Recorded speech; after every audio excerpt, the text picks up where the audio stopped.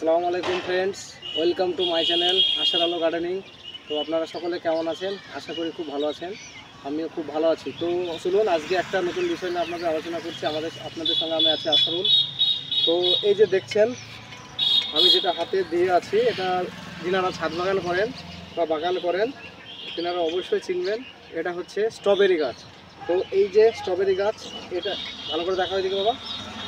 হ্যাঁ, এই যে এটা হচ্ছে মেন ব্রাঞ্চ থেকে এই যে একটা বার হয়েছে, একটা থেকে আরও অনেকগুলো বার হয়েছে। তো এইগুলোকে বলা হয় রানার। তো আমরা সকলে স্ট্রবেরি গাছ আমরা জানি শীতের একটা ফল। তো আপনি চাইলে এই যে দেখুন, এটা প্লেন মাটি নিয়েছি, কিছুই না, একটা মিষ্টির সেই ছোটো দইয়ের ভাঁড় বা মিষ্টির ভাঁড় যাই বলেন। তো এটা যেহেতু এখানে বড় টবটা এখানে হবে না, এই যে দেখছেন আপনারা ভালো করে দেখুন, এই যে তলায় নিচে এখানে দেখুন শিকড় বার হয়েছে। তা এই রানার থেকে খুব সহজে চারা করে তৈরি করা যায়। তো এটা এখন যেহেতু এরকমভাবে রাখলাম, এটা যেহেতু আমার নিচে হচ্ছে না, আমি 3টে চারা তৈরি করে দেখাবো আপনাদের। তো এটা একটু জল দিলাম, হ্যাঁ, জল দেওয়ার পরে এই যে রানারটাকে লাগিয়ে দিলাম। তো এখান থেকে নতুন করে আপনার শিকড় বার হবে। শিকড় বার হওয়ার পরে তখন আপনি যখন এটাকে পুনরায় রিপোর্ট করতে পারবেন, কোনো টেনশন নেই। আর একটু মাটি দিয়ে একে জাম করে দিই। তো যেটা বলছিলাম, এখন হচ্ছে গরমের সময় বা বর্ষা বলতে পারেন, বর্ষা যদিও আমাদের এখন একটু লেটে আসছে। তো এইভাবে যদি আপনি চারাটা করে ছায়াতে রাখেন বা শেডের নিচে রাখেন, তাহলে আপনি মোটামুটি এখান থেকে আপনি যতটা ইচ্ছা ততটা চারা করতে পারবেন। এই যে দেখুন, 1টা 2টো 3টে 4টে 5টা 6টা 7টা 8টা চারা তৈরি করতে পারবেন। প্লাস এই যে মাথায় দেখছেন, এগুলো থেকেও রানার বেরোবে। তো আমি এতটা চারা আমার দরকার নেই। তো আমি মোটামুটি এদিকে একটা হলো 4টে তৈরি করব, সেটা আপনাদের দেখিয়ে নিচ্ছি। তো আপনারা চাইলে এইভাবে করতে পারেন। তো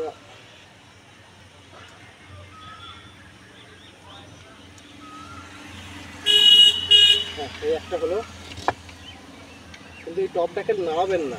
একে টবেই করেন বা যাতেই করেন, একে নড়াবেন না, এর পজিশনে একে রাখতে হবে।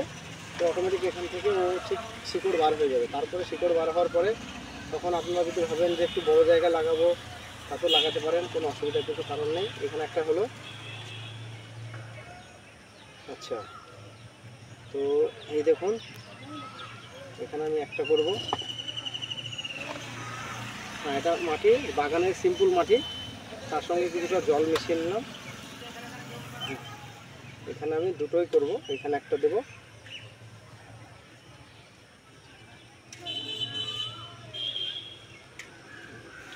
এখানে একটা আছে, আর এখানে একটা করব আমি।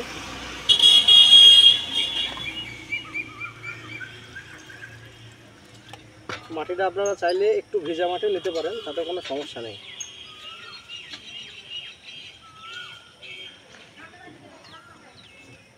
এই ব্রাঞ্চগুলোতেও করতে পারেন চারা, এগুলোও করতে পারেন, কোনো অসুবিধার কোনো কারণ নেই।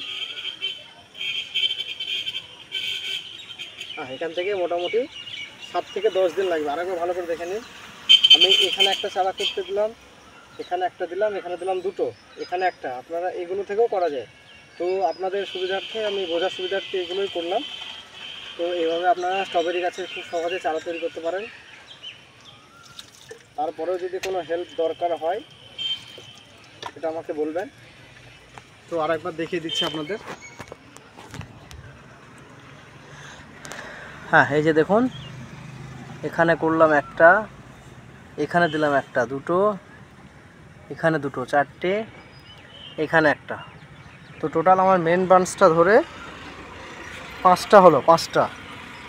তো এখান থেকে এই যে চারাগুলো আছে, এগুলো মোটামুটি খুব বেশি হলে 10 থেকে 15 দিন টাইম লাগবে। 15 দিন পরে তো আপনারা এই যে রান্নাটা দেখছেন, তখন এখান থেকে কেটে দেবেন। তো সেই ভিডিওটা আপনাদের সঙ্গে আমি শেয়ার করব। আমার এই চারাগুলো আগে তৈরি হয়ে যাক, তারপর সেটাও আপনাদের ভিডিও আমি দেখাবো, যে চারাটা কী সুন্দরভাবে চারাটা তৈরি করতে পেরেছি। তো এইভাবে আপনারা চারা তো অবশ্যই করবেন, কোনো অসুবিধা হবে না। আর যদি কোনো হেল্প লাগে সেটা আমাকে জানাবেন কমেন্টে, সেটা আমি অবশ্যই হেল্প করব আপনাদের। তো বন্ধুরা, এই ছিল আজকের ভিডিও। তো ভিডিওটা কেমন লাগলো সকলে অবশ্যই কমেন্ট করে জানাবেন, সেই সঙ্গে লাইক শেয়ার কমেন্ট করতে ভুলবেন না। আর আরেকটা কথা, যারা নতুন, চ্যানেলটা সাবস্ক্রাইব করে পাশে থাকবেন, সেই সঙ্গে নোটিফিকেশন বেল বাটনটি দাবিয়ে রাখবেন, যাতে আমি কোনো ভিডিও আপলোড করলে আপনাদের কাছে খুব সহজে নোটিফিকেশন চলে যায়। তো ভিডিওটা আর বেশি লম্বা করছি না। তো ভিডিও শেষে প্রত্যেক ভিডিওতে যে কথাটা আমি বলি, আপনারা সকলে ভালো থাকবেন, সুস্থ থাকবেন, সবুজের সঙ্গে থাকবেন। ধন্যবাদ।